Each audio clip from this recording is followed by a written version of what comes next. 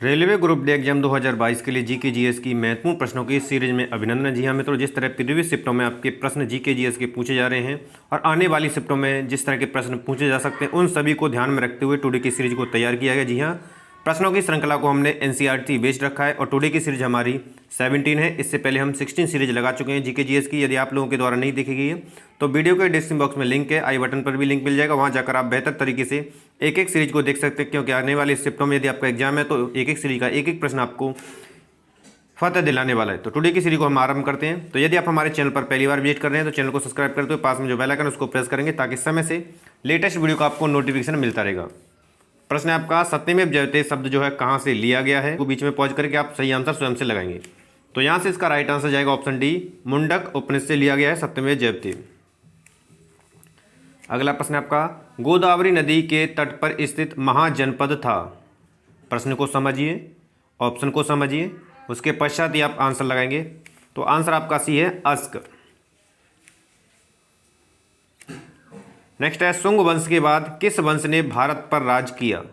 प्रश्न को ध्यान से समझते हुए ही आप ऑप्शन को लगाएं और सभी प्रश्नों को आप लगाएं और कंप्लीट वीडियो देखें और अधिक से अधिक संख्या में शेयर भी करें। तो यहाँ से इसका राइट आंसर है ऑप्शन सी, कण्वा या कण्व दिया हो ऑप्शन में आपको लगाना है। कालिदास के नाम का उल्लेख किस में हुआ है? जो कवि कालिदास थे उनका उल्लेख पूछा गया है और ये लेख दिए हुए हैं, किस लेख में हुआ है तो ये विशेष का ध्यान रखना है। तो यहाँ से इसका right answer option B, Aihole के उत्कीर्ण लेख में कवि कालिदास के नाम का उल्लेख हुआ है।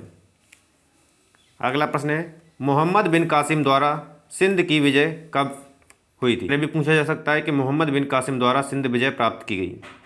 प्रश्न को समझते हुए ही आपको जवाब देना है। तो 112 ईस्वी, आंसर सी करेक्ट हो जाएगा। अगला है, पानीपत का प्रथम युद्ध किनके मध्य हुआ था? प्रश्न को समझना है, बेहतर तरीके से ऑप्शन को समझना है। तो यहाँ से इसका right answer option D, Babur और इब्राहिम लोदी के बीच में हुआ था पानीपत का प्रथम युद्ध। नेक्स्ट आपका, जहांगीर के दरबार में पक्षियों का सबसे बड़ा चित्रकार था। तो यहाँ से इसका राइट आंसर ऑप्शन डी, उस्ताद मंसूर, जो कि जहांगीर के दरबार का पक्षियों का सबसे बड़ा चित्रकार था। नेक्स्ट प्रश्न आपका, नादिर शाह के आक्रमण के समय मुगल शासक था। तो यहाँ से इसका राइट आंसर है ऑप्शन सी, मोहम्मद शाह था। अगला है, रानी लक्ष्मीबाई को अंतिम युद्ध को में सामना करना पड़ा था या अंतिम युद्ध किसके साथ लड़ा गया? इस तरह भी प्रश्न पूछा जा सकता है। तो आंसर आपका जाएगा ऑप्शन ए, हीरोज के साथ। नेक्स्ट है, निम्नलिखित कॉलेजों में सर्वप्रथम किस की स्थापना हुई थी? प्रश्न को समझना है, ऑप्शन को भी समझना है। तो यहाँ से इसका right answer option A, Hindu college Calcutta की स्थापना सबसे पहले हुई थी। नेक्स्ट है, काकोरी षड्यंत्र केस किस वर्ष में हुआ था? प्रश्न को समझते हुए ही जवाब देना है, क्योंकि जब तक प्रश्न नहीं समझ पाएंगे आप आंसर सही तरीके से नहीं लगा सकते हैं। तो यहाँ से इसका राइट आंसर ऑप्शन बी, 1925 में हुआ था काकोरी षड्यंत्र। अगला प्रश्न है, गांधी इरविन समझौते पर हस्ताक्षर हुए थे। एक एक प्रश्न आपका एग्जाम में बनने वाला है और निश्चित रूप से यहाँ से प्रश्न बनने ही बनने, इसलिए कंप्लीट वीडियो को देखें, अधिक से अधिक संख्या में शेयर भी करें। तो यहाँ से इसका राइट आंसर जो है आपका 1931 में हुआ था गांधी इरविन समझौता। अगला प्रश्न आपका, भारतीय सेना INA की स्थापना किस वर्ष में हुई थी?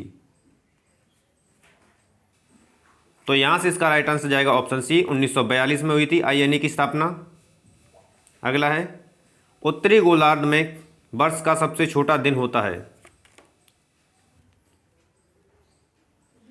तो यहाँ से इसका राइट आंसर जाएगा ऑप्शन बी, 22 दिसंबर। अगला प्रश्न आपका, समुद्र तल पर पृथ्वी के केंद्र के सबसे निकट का स्थान है। देखिए, एग्जामिनर कई बार लैंग्वेज को थोड़ा सा घुमा फिरा कर पूछता है, लेकिन आप विशेषकर ध्यान रखें और सही तरीके से आप याद रखें चीज़ों को, तो कभी भी गलत नहीं हो पाएगा। तो यहाँ से इसका राइट आंसर आपका ऑप्शन ए, उत्तरी ध्रुव। अगला प्रश्न आपका, निम्न में से कौन एक द्वीपीय महाद्वीप है? एक द्वीपीय महाद्वीप है, ऐसा कौन सा महाद्वीप पूछा गया जिसमें एक ही द्वीप है? तो यहाँ से इसका राइट आंसर आपका डी, ऑस्ट्रेलिया। अगला प्रश्न आपका, वायुमंडल की कौन सी परत विमानों की उड़ान के लिए आदर्श मानी जाती है? विभिन्न परतों में जो घटनाएं होती हैं वहाँ से प्रश्न हर शिफ्ट में बन रहा है, तो याद रखेंगे हर एक शिफ्ट में आपको यहाँ से प्रश्न पूछा जाना है। इसीलिए बेहतर तरीके से कंप्लीट रीड करेंगे वीडियो को। तो यहाँ से इसका राइट आंसर है समताप मंडल। अगला आपका ग्रैंड बैंक स्थित है। ग्रैंड बैंक जो है कहाँ पर है ये भी पूछा जा सकता है। तो यहाँ से इसका राइट आंसर ऑप्शन सी, उत्तरी अमेरिका के पूर्वी तट पर है ग्रैंड बैंक। अगला है निम्नलिखित युग्मों में से कौन सा सुमेलित नहीं है। प्रश्न को ध्यान से समझ लीजिए, समझकर ही आपको जवाब देना है। तो यहाँ से इसका राइट आंसर ऑप्शन डी है, सौर मंडल का मंदतम गति वाला ग्रह मंगल है, जो कि गलत है और यही पूछा गया है। अगला, वर्ष 1953 में जब आंध्र प्रदेश राज्य एक अलग राज्य बना तब उसकी राजधानी कौन बनी थी। तो यहाँ से इसका right answer option B, Kurnool बनी थी उस समय उसकी राजधानी। अगला है दामोदर नदी निकलती है, तो दामोदर जो नदी है वो कहाँ से निकलती है,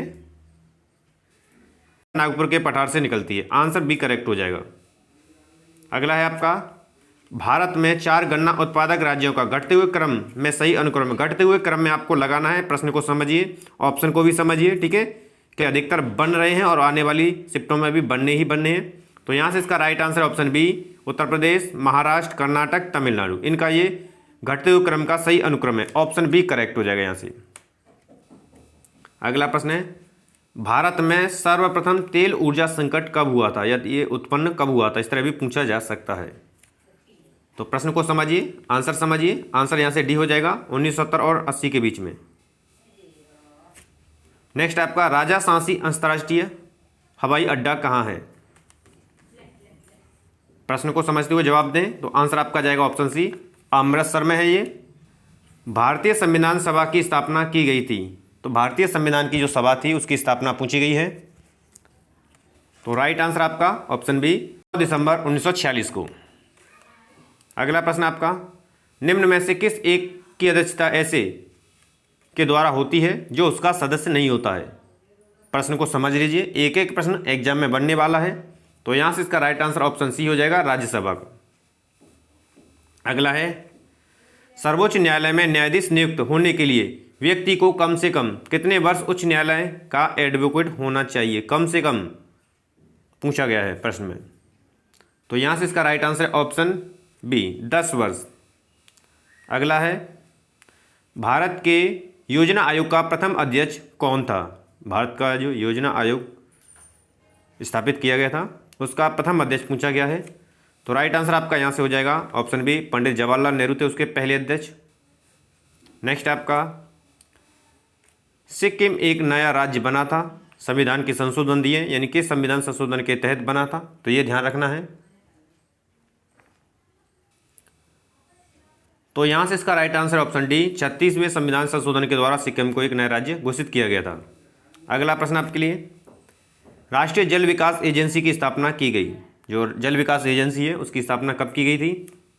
आंसर आपका हो जाएगा 1982 में। तो ये थे मित्रों टुडे के सबसे अहम और सेलेक्टेड प्रश्न जो कि आपके आने वाले एग्जाम में निश्चित रूप से बनने मित्रों।